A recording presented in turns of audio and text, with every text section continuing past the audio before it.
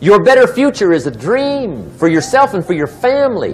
Where do you want to go? What do you want to do? What do you want to be? What do you want to see? You've got to dream dreams. Long-range goals, that's your dreams.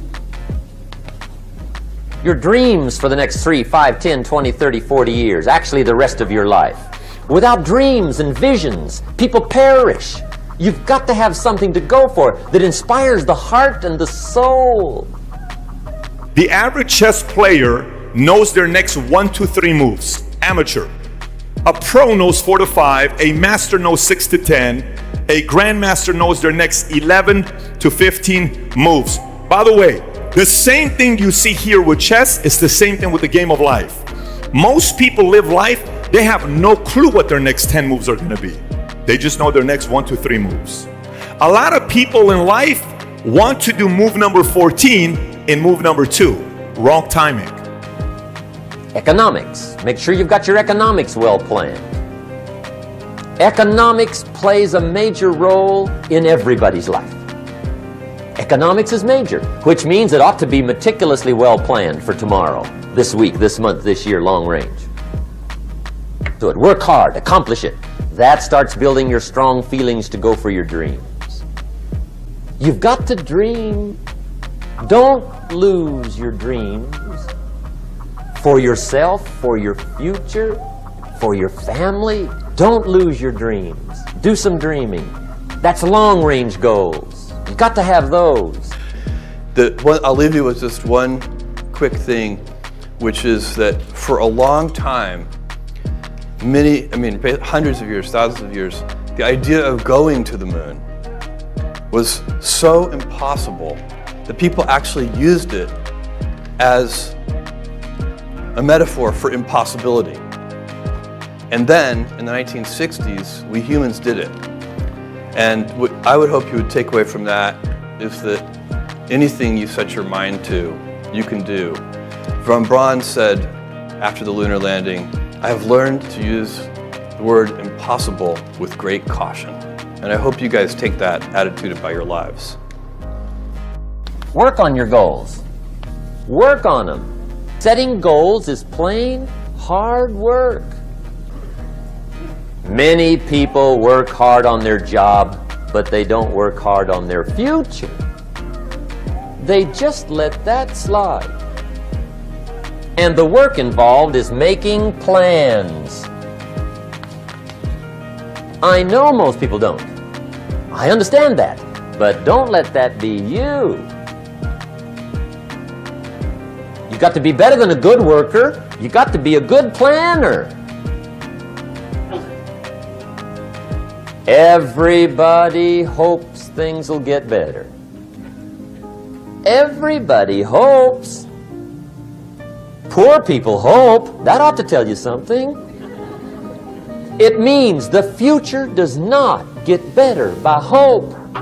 It gets better by plan. I used to have the affliction called passive hope. It's an affliction. It's bad. That if you don't get busy and work on it, sure enough, the time will pass. And sure enough, 5 years from now, you'll wind up where you don't want to be, wearing what you don't want to wear, driving what you don't want to drive, being what you don't want to be. Now's the time to fix it. Your goals are affecting you, whatever they are. Your goals affect your handshake. Your goals affect your attitude, personality. Your goals affect the way you walk, the way you talk, the way you dress. All day long, we're being affected by our goals. Mental and emotional. I don't even know how it works. All I know is it works. It's like pushing a button and all this machinery starts working. I don't know how. It just works. There's a lot of things you don't need to know how. Just work them. Some people are always studying the roots. Others are picking the fruit. I mean, it depends on what end of it you want in on. It's like an ocean here.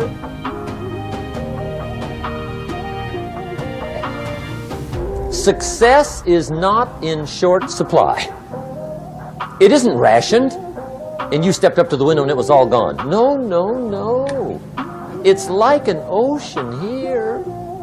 Don't be worried about our competitors, because they're never going to send us any money anyway. Let's be worried about our customers and stay heads down focused. And so these are big, most of these are big markets. Is to say, look, they can succeed fabulously and it won't stop us from succeeding. These retail markets are huge. So it often doesn't make sense for us to think of it as a pitched battle. Sometimes people think about business as it's kind of like a sporting event. There's a winner and a loser. It's not a zero-sum game. It usually isn't. Be clear, be specific. Intelligent asking means how wide, how high, how soon, when, what size, what color, how much. Define what you want and describe what you want. That's powerful. Lens, language. Change the lens, change the language. Business is all about lens. So you're here. What are you looking for here? Why are you here? Are you just here to listen to David Goggins or me speak? Are you here to just get close to Albert? Why are you here? What is the purpose? What is your lens? What's the language you got to speak to get what you want? Goals become like a magnet. They pull you that direction. And the better you describe them, the more they pull. Remember, you won't get everything you want. And we've already studied the reason for that. Simply, sometimes it hails on your crop and rains on your parade. It's that kind of planet. So you won't get everything you want, but if you will work this goal-setting formula, you can get plenty for wealth and happiness. Why do able-bodied, highly intelligent, hard-working people stay in poverty? In fact, they've done active experiments, and some of them work their way out of poverty and some of them don't. And they're trying to figure out what's the difference between those two groups. An active experiment they did was, they said, is there an element of luck? So they randomly selected half of the people in dollars. It's sort of like winning the lottery. And they said, okay, so is that lottery going to be an explanatory variable for which of these people work their way out of poverty? And they found that actually wasn't that meaningful of a variable. So there's a lot of very interesting unknowns. Believe you can get what you want, and the most incredible things will happen. Just try it.